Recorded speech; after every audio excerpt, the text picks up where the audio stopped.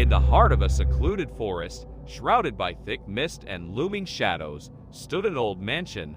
Its architecture whispered tales of forgotten grandeur. Its windows gazed out like the eyes of a specter into the dense woods that surrounded it.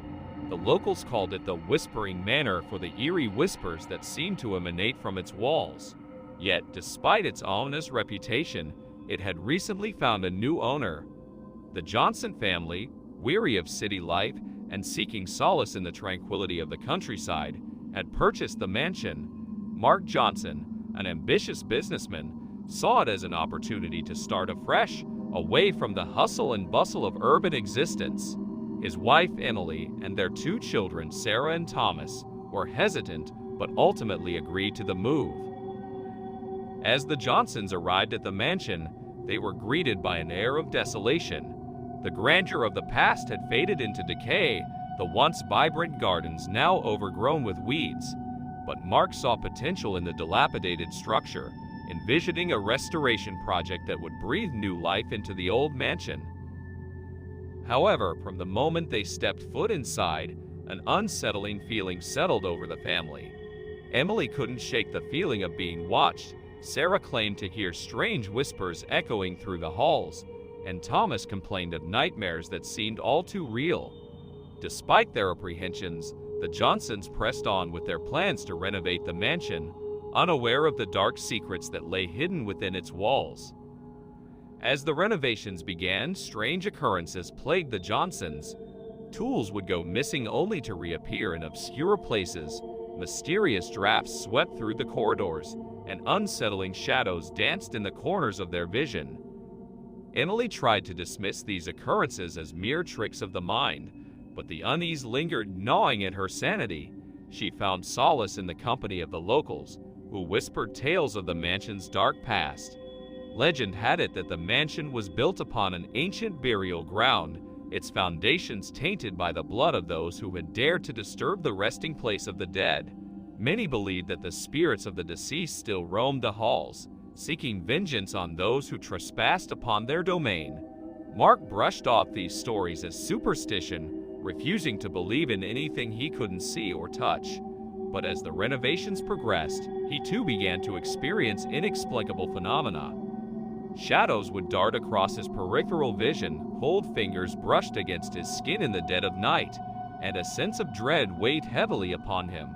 Desperate for answers, Mark delved into the mansion's history, uncovering dark secrets that had long been buried. He learned of a family who had once inhabited the mansion, their lives consumed by madness and despair. Tragedy had befallen them one by one, each succumbing to a fate worse than death. As the Johnsons delved deeper into the mansion's dark past, they unwittingly unleashed forces beyond their comprehension. The whispers grew louder, the shadows more menacing, and the veil between the living and the dead began to fray. Sarah, the youngest of the family, became the focal point of the supernatural activity. She claimed to see apparitions lurking in the shadows, their eyes filled with malice. Nightmares plagued her sleep, each more vivid and terrifying than the last. Desperate to protect his daughter, Mark sought the help of a renowned paranormal investigator, Dr. Elizabeth Blackwood.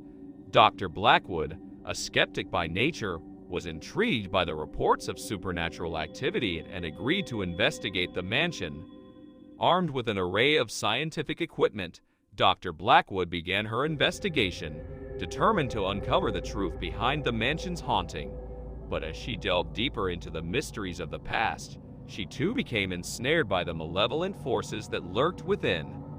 As the days passed, the supernatural activity within the mansion intensified. Doors slammed shut of their own accord, furniture moved as if possessed by unseen hands, and the whispers grew into chilling screams that echoed through the halls. The Johnsons found themselves trapped in a nightmare from which there seemed to be no escape. Dr. Blackwood, realizing the gravity of the situation, urged them to leave the mansion before it was too late. But Mark refused to abandon his home, determined to confront whatever malevolent force dwelled within. It was on a stormy night, with lightning tearing across the sky like jagged scars, that the final confrontation took place. The mansion seemed to pulse with a sinister energy, its walls alive with malevolence. As the Johnsons and Dr. Blackwood gathered in the grand foyer, a sense of dread hung heavy in the air. Suddenly, the whispers coalesced into a cacophony of voices, their words twisted and distorted into a chorus of torment. From the shadows emerged the spirits of the past, their ethereal forms twisted and contorted by centuries of anguish. They spoke of betrayal and loss, of suffering beyond comprehension. But amidst the chaos, a single voice rose above the rest. It spoke of redemption and forgiveness, of finding peace in the midst of darkness. With a burst of blinding light, the spirits vanished, leaving behind an eerie silence that echoed through the empty halls. In the aftermath of the confrontation, the Johnsons made the difficult decision to leave the mansion behind.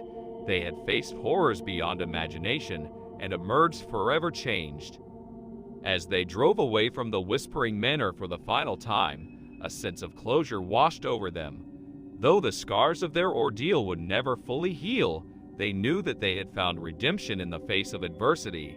And as the mansion faded into the distance, swallowed by the darkness of the night, a single whisper echoed through the air, a promise of peace reclaimed from the depths